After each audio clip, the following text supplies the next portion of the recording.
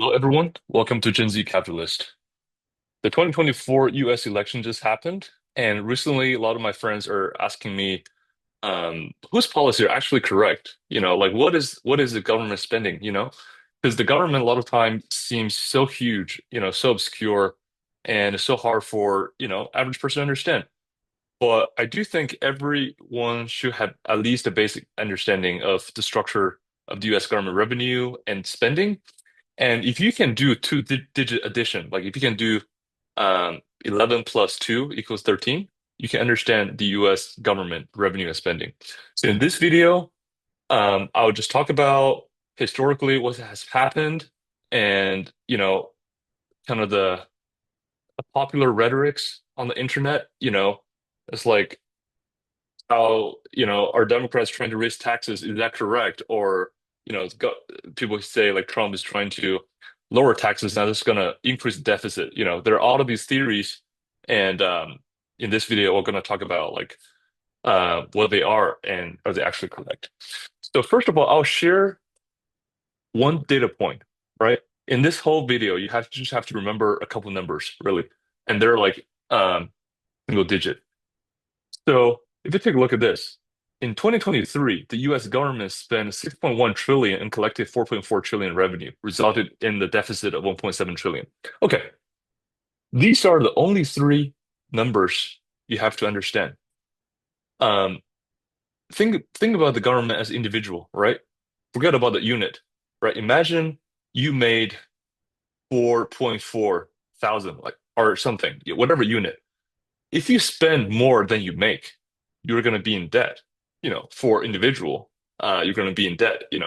Uh, but for the government, they can borrow money and they can create this deficit. But first of all, I just want to explain um, kind of why the deficit happens and kind of the scale of things. It's not that we're spending 20 trillion and we're making 1 trillion. That would be really in deep trouble. But right now, every year it seems like it's okay, but the problem keeps piling up and up. Um, but these are the only number you really have to remember, really. So what the Democrats are trying to say is that, okay, all of these spendings are, useful, right? The Democrats, there are a lot of social programs and a lot of spendings are already encoded into law, like military, like Medicare, Social Security. It's not like any politician can just change that any day. About like, I don't know, like, I think about like 4 trillion of spendings are like, is already, um, what's the word, like committed by the US government. So, and there's other spending. But what the Democrats plan essentially is that, okay, we have to figure out ways to increase that 4.4 trillion, right? Like, because we need to spend 6.1 and potentially more in the future. And we're not collecting enough revenue. That's why you hear all these rhetorics, right? We're going to tax this, tax that, maybe tax the billionaire, tax whatever, middle class, whatever. But the Democrats trying to get the tax to 6.1 trillion, right? So you can break even or potentially if you collect more, right? You're going to have a surplus. Why do I think that's a terrible idea? Because first of all, the government by nature has two characteristics. First of all, it's very inefficient, right? If you just think about like any government agency, I don't think in any way, I don't think you can even argue it's like more efficient than any private organization. And the second thing is always greedy, right? Think about the problem with increasing taxes, if we can say the spending will always be 6.1 trillion, and we just have to do increase to 6.1 and we're done. Maybe we can consider that. But the thing is, by the time you get to that point and the government is going to spend more, it's like if you're a wasteful spender as an individual, right? If you are wasting money all the time, it doesn't matter how much you make. Maybe the problem is actually going to curb your spending. So that's kind of like the Democrats' idea, want to increase taxes, kind of balance out this deficit, right? You can imagine like if you're a person and you're spending the same amount of money, you're trying to make more money. But the thing is, the government doesn't really, they collect taxes, which is kind of like taking away from people's um, purchasing power and energy, really. Like the economy's energy network, right? You can exchange product and services, you have useful skill, you produce something and people exchange, right? So, all right, I talked about how I do not like Democrats' plan, but I don't want to sound biased because I don't think Trump has a perfect solution either. So let's talk about actually the Republican plan and kind of like Trump's idea. Um, so what the Republican want to do is that, first of all, you got to cut spending drastically, right? Um, you're gonna cut the 6.1 trillion spending down to like 4 trillion, 3 trillion. That's first of all. You gotta cut spending. Um, the second thing is they want to reduce taxes, right? So they actually want to reduce the 4.5 trillion revenue they collect because all of those money come from your pockets, right? It's like Social Security tax, income tax, whatever, they all come from your paycheck. Um, so it sounds right. It sounds like a good plan, but what are the problems? First of all, there will be a lot of difficulties because spending. That's really my main concern. If, by whatever means, because the spending doesn't just go to like random people, like um, the Social Security, people rely on that right now. They go to Medicare, healthcare. As much as I do not like socialized healthcare, it does help people, and a lot of people are find it very important, right? Like you can't just take it away like any day. Maybe you can, but I think cutting spending will be the most difficult thing. And Republican, they definitely want to cut taxes as well. But my concern is that if they only cut revenue, but do not actually cut spending, that can create a deficit. But even in this scenario, I still think it's better than the first one because, you have to understand one thing, energy cannot be created or destroyed. Like there's no miracle. you know, I think money is a system of organization, right? Like essentially, if you have the money, you can go to a restaurant. You give them some like this magic paper, and then they can bring you food, right? They give you services. So essentially, when the government bring extra money or getting debt, they are taking away. There are only that many seats in a restaurant. In an evening, they can only serve 6 tables, and if there's zero government, maybe all 6 table would have been occupied by uh, private sector workers, right? Like you actually go to a restaurant and have a nice meal. But now one of those tables are actually occupied by the government because they haven't done much, but they're part of the government. They get whatever money. Um, so I think it's very important to think about economy from the standpoint of energy because ultimately, all of these paper notes you can just shuffle around. Anyway, so but why do I say even in this scenario, I still think kind of Republicans better? First of all, even if the spending does not get cut, which I think is might be possible or even likely, because I think it's really difficult to cut. I think there will be a lot of friction on both sides. But let's say if you keep the 6.1 trillion spending constant, and actually lower the revenue, yeah, the government will actually have a larger deficit. Also a very important concept. Just because you lower the tax rate doesn't mean you actually earn less taxes. Because lower tax rate, there's money velocity. The same dollar can be spent multiple times. So theoretically, you can have a booming economy and people have more spending power. And it's certainly possible if you actually lower the tax rate and you actually get more tax revenue. Let me give you an example, right? Like, because I like to think in terms of limit. I'm actually a mathematician. Um, Imagine if the government charges 100% income tax. The tax revenue will be zero because nobody will be working. Like, what would you work if the government takes everything? So, in that scenario, if you decrease the tax from 100 to 80, actually the government revenue will be increasing. So that's the point. That's like an extreme example. But the point is, if you actually lower the tax rate from 30% to 20%, it's not obvious you actually have less tax revenue, right? If the economy is going well, that can actually be, you might actually end up getting more money. But the same thing applies for higher taxes. Just because you raise taxes doesn't mean you actually make more revenue because a lot of people might just stop working. In the past, maybe they have a 30% tax rate and they're willing to, work on that, work extra time and earn the income. But if you make that 50%, they might lose interest and actually work less. And ultimately, you need skillful people to provide services and produce products in this economy for things to work. So, um, let's talk about why are people so afraid of cutting spending? And I think a huge point is um, government workers, government employee. There are a lot. government employees. So I actually know some of them. I actually have, I actually close friends or people I care about who work in the government. And, for me, I think it's family first. I have family members who disagree with me on a lot of things. I'm actually quite actively involved in a lot of, different issues, politics, economic, whatever. But I discuss things with people I disagree with all the time. I'm a very tolerant person. Just because you don't agree with my viewpoint doesn't mean you can have a civil conversation. And I think civil conversation is very important. This debate. I don't think I'm perfect. I'm learning. I have some early success, but I'm a very curious person, and I'm always willing to learn. Especially, I'm more inclined to learn from people who are different from me. Because like if we think exactly the same, I don't even like. Well, okay, it's cool. I think you made the right decisions, but I think when you talk to people who think differently, that's when you actually. Some will argue certain jobs might not add value to society, but the thing is, a lot of people have been in those positions for a long time, and they have a certain lifestyle. And I do understand, as much as I want efficiency, I don't want to see like a huge number of people lose their job overnight, right? Same thing with automation. I'm a also engineer, like working automation. Like I think I like that technology is helping us to be more efficient at things.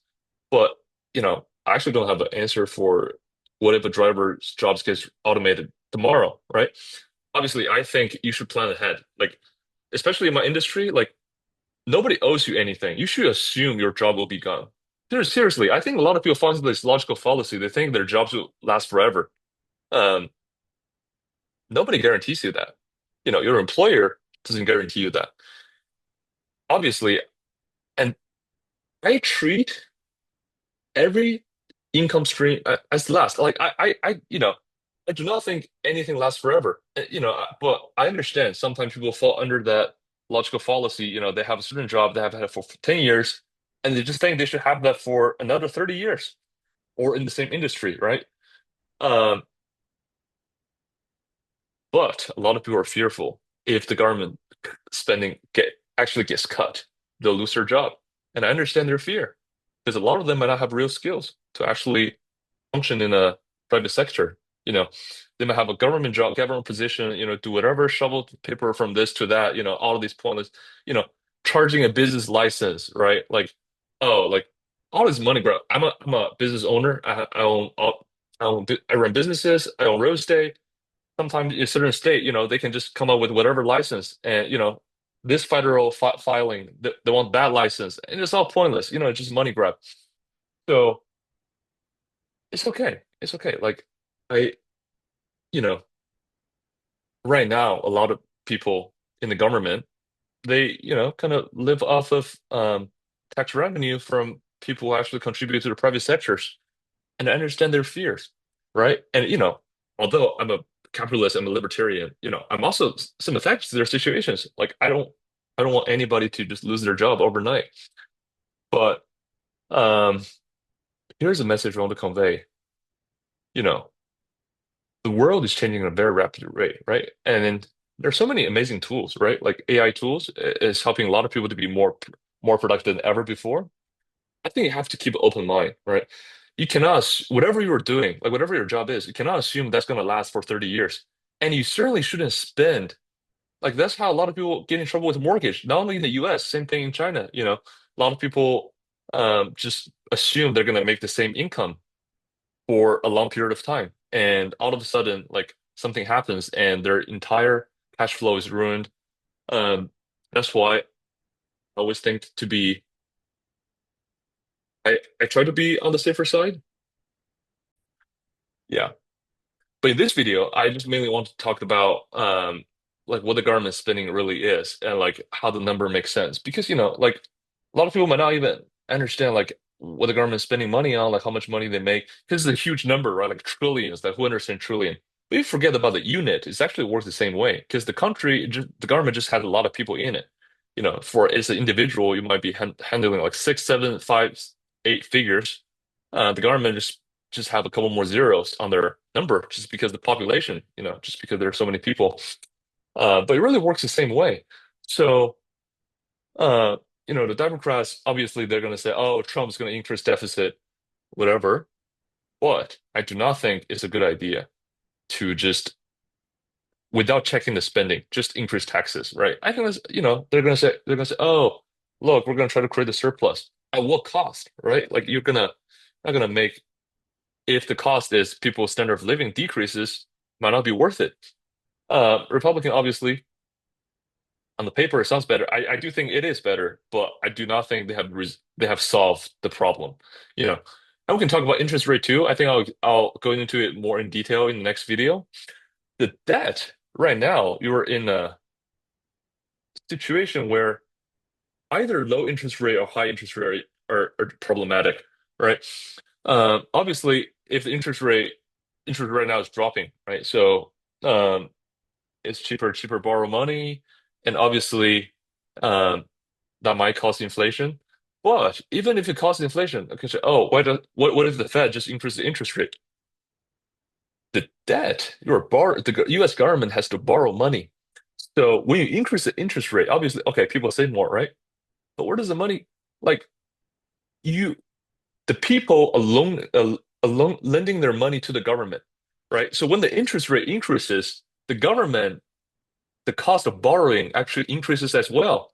So that's why, like, okay, I'm not even afraid of interest rate rising. Increase it all you can.